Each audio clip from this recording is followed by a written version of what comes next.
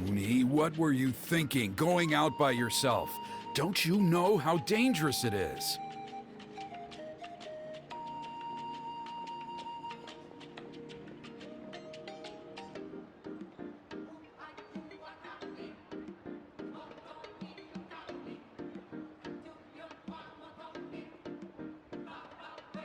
It's okay. Toba helped me.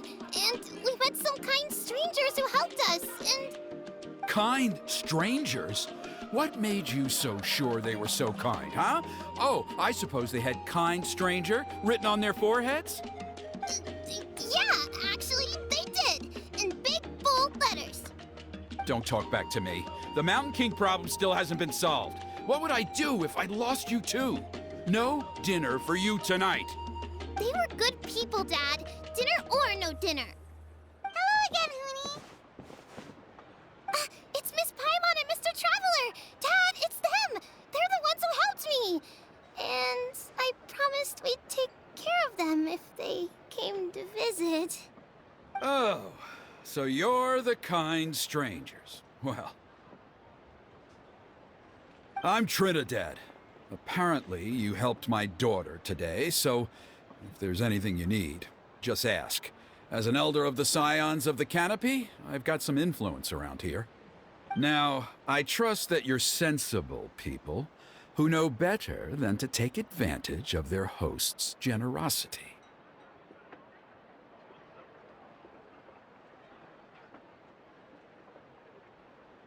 Yep, just helping a neighbor. We're not looking for anything in return. Oh? Well, let's hope so. Dad, please! They're not bad people. They've eaten at the same table with Kanich before. Be nice to them. Kanich? Wait! I heard that two mysterious travelers from afar showed up at the Stadium of the Sacred Flame. Are they you?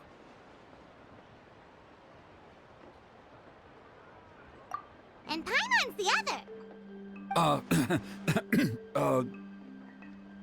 I do apologize. A lot's been going on in our tribe lately, and I suppose the pressure must be getting to me. I can't believe I was so rude to you. I feel ashamed. We got off on the wrong foot. Can we, start over? Oh, now we're talking. Seriously, though, don't worry about it. Already forgotten. We're just happy to see Hoonie got home safe and sound. Oh, you just arrived, I take it, and it would be my honor to give you a hero's welcome tonight. Careful now, that's quite an about face. We've heard that kind of thing can lead to spontaneous combustion around these parts.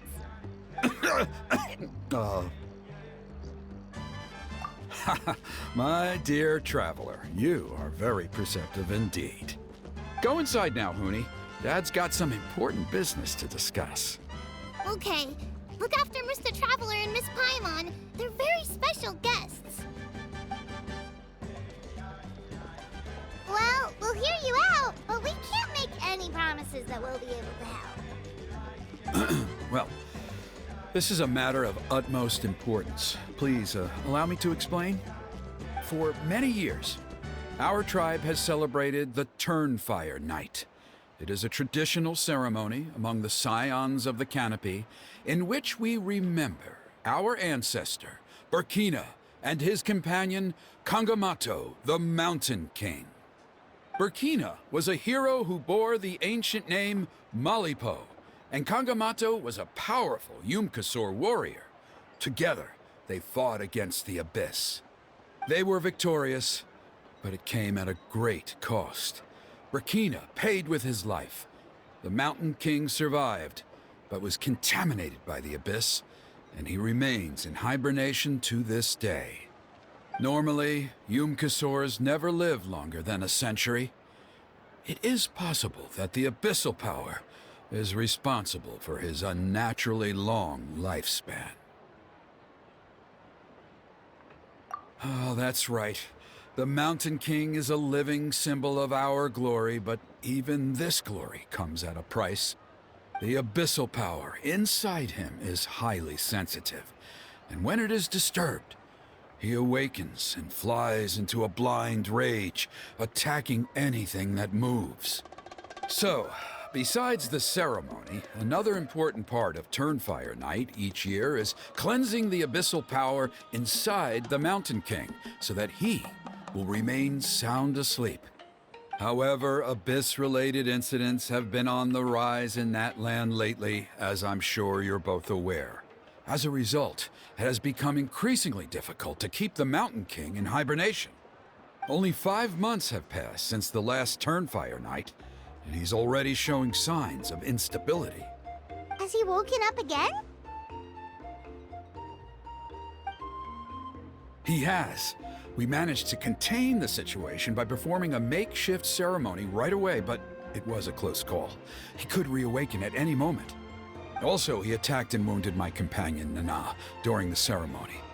She became contaminated by the Abyss as a result, and... We heard. Such a tragedy. We're really sorry for your loss. Yes, and Nana wasn't the first. Anyway, right now we're preparing for an exceptional Turnfire Night ceremony, and we need to find a suitable flame bearer. From what I've heard about your adventures, I believe you would be perfect for the role. Of course. Plus, he's a bona fide hero who inherited the Malipo name. Oh, you mean Kinich? Yes, he's the one. A hero, worth his weight in gold. And unfortunately for us, he's all too aware of that. No prizes for guessing what he said when I asked him to host a Turnfire Night outside of the annual schedule. An exceptional ceremony? Oh, I'll have to charge an exceptional price. I swear, no other concept exists in that boy's brain. I'm not the one to usually talk about people behind their backs, but I'm convinced the Wyab got hit on the head and took a wrong turn the day it chose to give that ancient name to him. I mean, have you ever heard of a hero whose mantra is, "What's your asking price?" Oh, and don't get me started on that insufferable Ahau he hangs around with.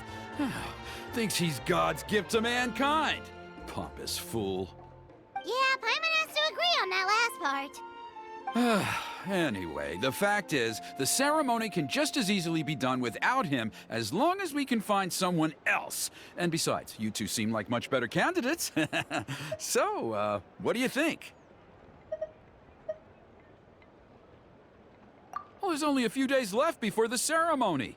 We can't afford to waste what little time we have on negotiating with him. Now, I much prefer if you would consider taking his place.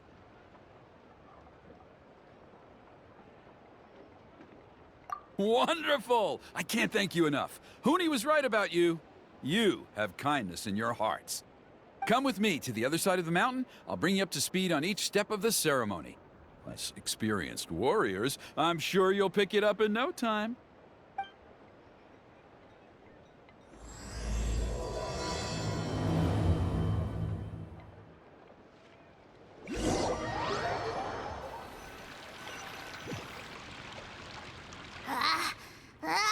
Achoo! Curses! Who dares insult the great Kahul Ahau behind his back? Oh, great Kahul Ahau, bless you. Shut your filthy mouth, worm of the abyss! Your putrid words defile the air we breathe.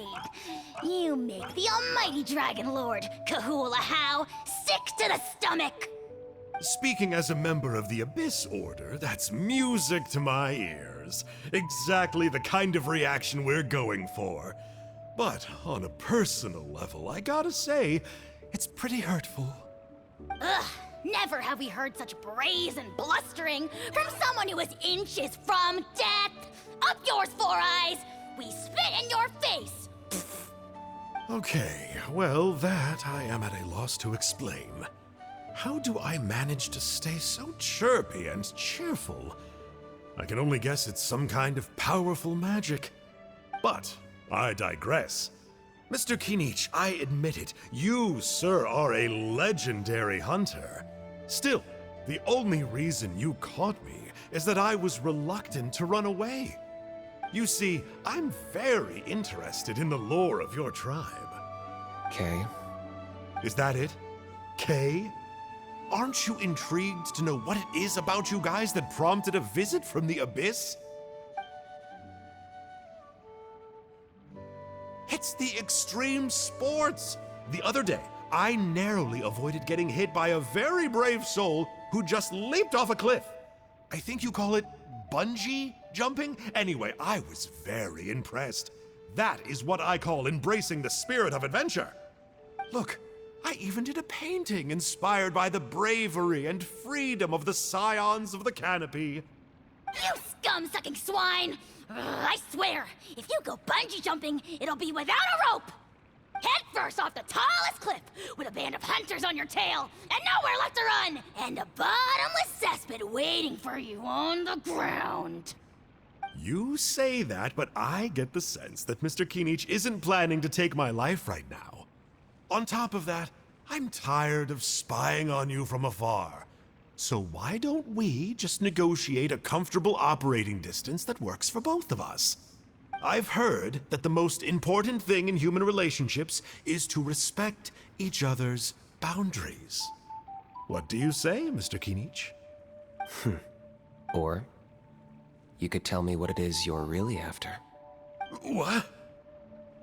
And then I'll name my price.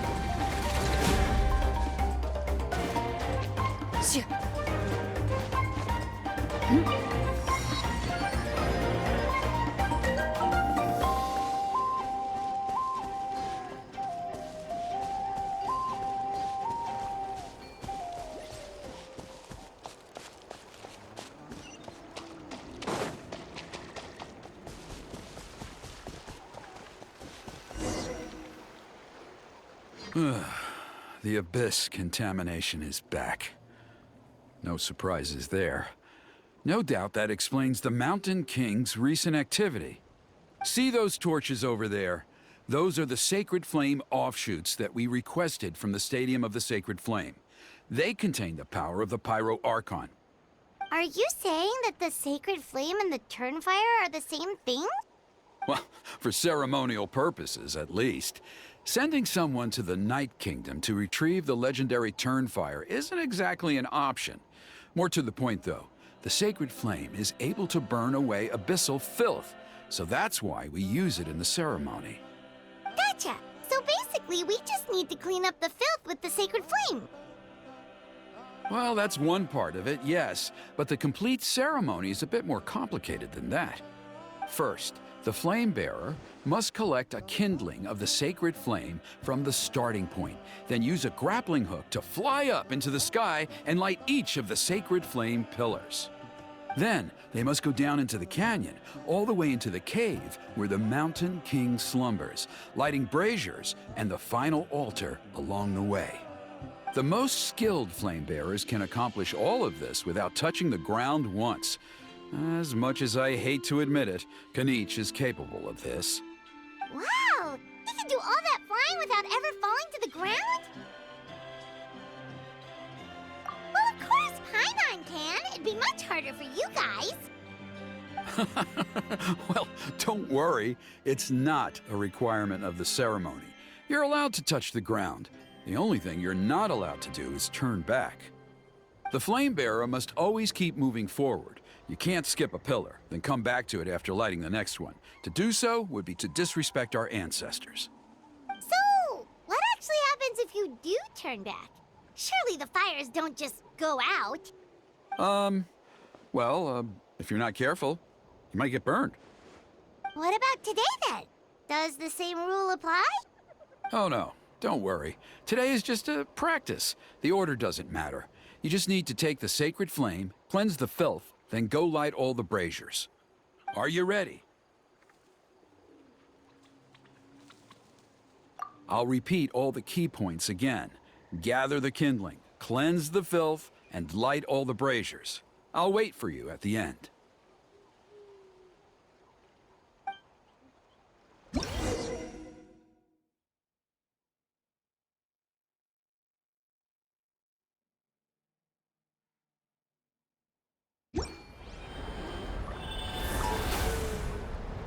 Alright, let's use this kindling to complete our mission.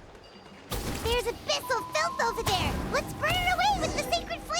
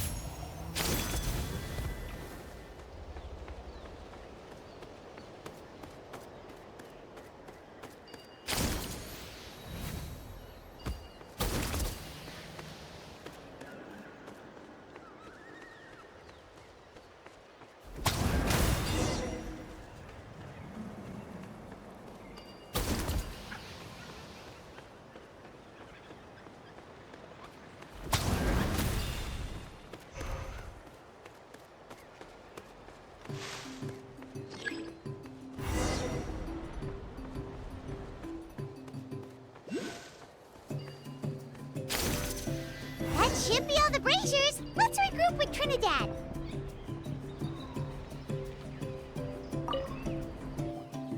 I knew I was right about you. You have outperformed all of the other previous candidates. If there was an ancient name for outstanding flame bearers, I'm sure the Wyab would consider you for the honor. Yeah, although it would probably take Paimon quite a bit longer. All right, now there's still a few days left until the ceremony, and I should probably get back so I can inform the chief and the other elders that I have found the flame bearer we need. Oh, you mean they've still got to sign off on it? Some of them are still hoping we can come to an agreement with Kanich, but that's only because they haven't seen you in action. Still, I'm the one responsible for securing a flame bearer, and my recommendation is you. Just for Paimon's own peace of mind, are you sure it's not going to be a problem having Outlanders take on such an important role in your ceremony? See that place over there? There was a time, long before the age of Burkina and the Mountain King, when we, Scions of the Canopy, called that our home. After a period of upheaval, our ancestors were forced to move away. Now, it has become a place where our youths go to develop courage and kindle a spirit of adventure. If we fail to keep the threat posed by the Mountain King at bay, it might not be long before we have to move again and find a new home. So, to answer your question, I think everyone will agree that you are the right choice. Fair enough. Desperate times call for desperate measures. I'll need you to drop by my place at some point before the ceremony, if that's all right. There are still a few final details that we need to discuss. Okay, see you later then. You have my gratitude. We've helped out with a lot of other local festivals before, but this one feels a little different. Anyway, let's take a break before heading back to Trinidad's place.